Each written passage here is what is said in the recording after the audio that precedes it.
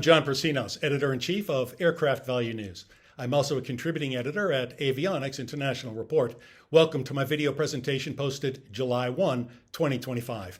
Half a century ago, the Concorde sliced through the sky at twice the speed of sound, promising a glamorous future of ultra-fast global travel. A London to New York hop in under 3.5 hours? That was reality, not science fiction. Yet, after just 27 years in service, Concorde was grounded, undone by economics, noise restrictions, and tragedy. Supersonic travel became a beautiful ghost, a marvel consigned to aviation museums and nostalgia. Now, the race is on to resurrect that dream. But this time, it's not just about speed. It's about sustainability, accessibility, and whether technology can overcome the sonic boom that turned Concorde into a pariah. From Silicon Valley startups to NASA testbeds, a new generation of engineers and dreamers believes supersonic travel is on the verge of a triumphant comeback. Currently, there are no supersonic jets in commercial passenger service. They are the sole province of the military sector. But this is likely to soon change. Supersonic jets refer to aircraft traveling at speeds higher than the speed of sound. Supersonic jets typically travel at speeds greater than 750 miles per hour, but less than 1,500 miles per hour. The following chart explains Mach numbers. Mach is used as a unit of measurement in stating the speed of a moving object in relation to the speed of sound. The speed of sound? It's about 761 miles per hour. If an aircraft is traveling at Mach 1, it is traveling at the speed of sound.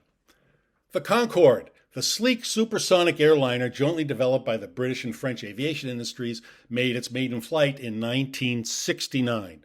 Instantly recognizable by its delta wing and droop nose design, Concorde was an aerodynamic marvel, a fusion of form and function that seemed to symbolize the future of air travel. The space program was in full swing, and science fiction was in a golden age. The Concorde seemed to embody those sensibilities. With a takeoff speed of 250 miles per hour and a cruising speed of 1,350 miles per hour, Concorde flew more than twice as fast as today's commercial jets. In 1976, Concorde made history, Mach 2.04 across the Atlantic. It could whisk passengers from London to New York in under 3 hours, a journey that now takes over 7.5 hours. Only 20 Concordes were ever built, operated exclusively by British Airways and Air France, and not all entered commercial service. So, why did this high-speed icon vanish? In the year 2000, an Air France Concorde crashed, killing all 113 people aboard. The crash was caused by a piece of metal on the runway that ruptured a tire during takeoff, leading to a fuel tank puncture and subsequent fire. Before the crash, the Concorde had enjoyed a stellar safety record, but it was grounded for other reasons due to a combination of economic and regulatory headwinds. High operating costs, limited seating, just 92 to 128 passengers, and a ban on supersonic overland flights imposed by many countries, including the U.S. in 1973, over concerns about sonic booms and environmental impact, spelled the end of the era. But supersonic flight may soon return. On June 6, 2025, U.S. President Donald Trump signed an executive order overturning what he called outdated and overly restrictive regulations, effectively opening U.S. airspace once again to commercial supersonic travel over land. Leading the revival is Fly Concorde, a startup aiming to resurrect the legendary aircraft with a modern twist. The new Concorde will retain the iconic silhouette of the original, but use advanced thermal-resistant carbon fiber composites to cut its weight by 50%. It will be powered by sustainable aviation fuel, reducing emissions by up to 80%. This next-generation jet will cruise at 60,000 feet, well above the 38,000-foot altitude of typical airliners, and slice travel times dramatically. London to New York in just 2 hours. Paris to Riyadh in a mere hour and 43 minutes, down from more than 5. Even better, the aircraft promises to be faster, quieter, and cleaner than its predecessor. The first passenger flights are slated for January 2026. Also leading the commercial charge is Colorado-based Boom Supersonic, whose sleek needle-nose jet dubbed Overture is being built to fly at Mach 1.7, just over 1,100 miles per hour. That's fast enough to cut a 10-hour trans-Pacific flight to 6. But Boom's ambitions go far beyond rehashing Concorde.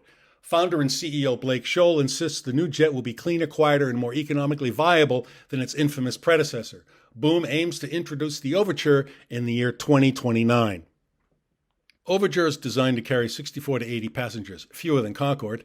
The company already has tentative commitments from major players, including United Airlines and American Airlines, with a reported 130 orders in the pipeline. Boom's recently unveiled XB prototype, a scaled-down demonstrator jet, has completed ground testing, with flight tests expected to continue throughout 2025. But skeptics remain. Aerospace giants like Boeing and Airbus, what have they been up to in the supersonic market? Well, they've dabbled in supersonic concepts before, but they've backed away, citing prohibitive costs and limited demand. Meanwhile, in a hangar in Palmdale, California, NASA is taking a radically different approach to the speed of sound.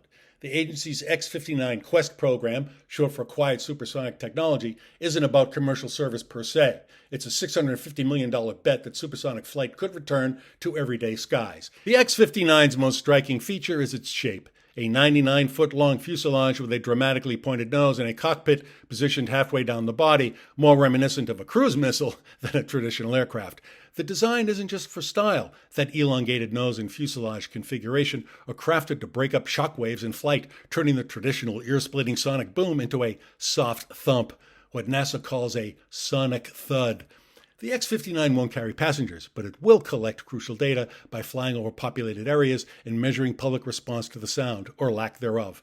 The goal? Convince the FAA and international regulators to lift bans on overland supersonic flight, opening the door for companies like Fly Concorde and Boom to fly from New York to Los Angeles at supersonic speeds.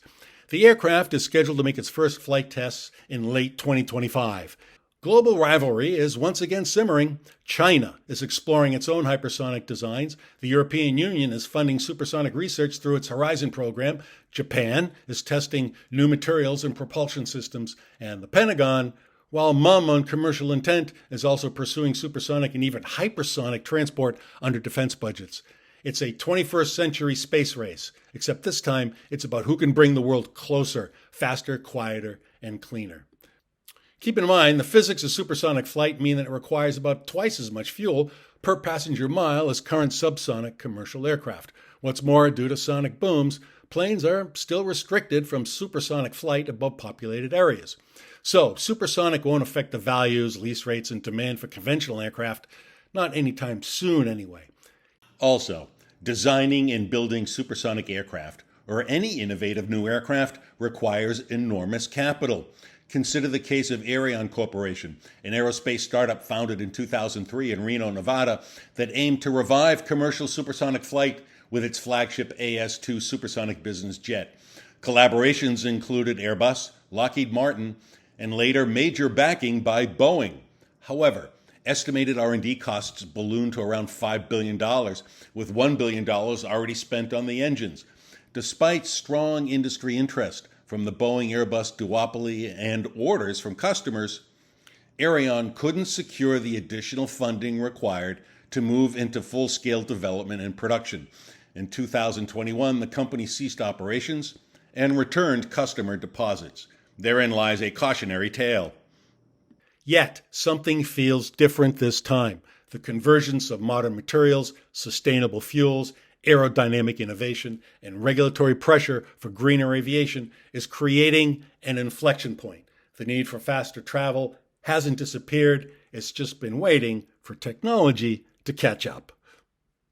Well, that's it for now. Thanks so much for watching. And if you have any comments or questions, please don't hesitate to send an email to me at jpersinos@accessintel.com.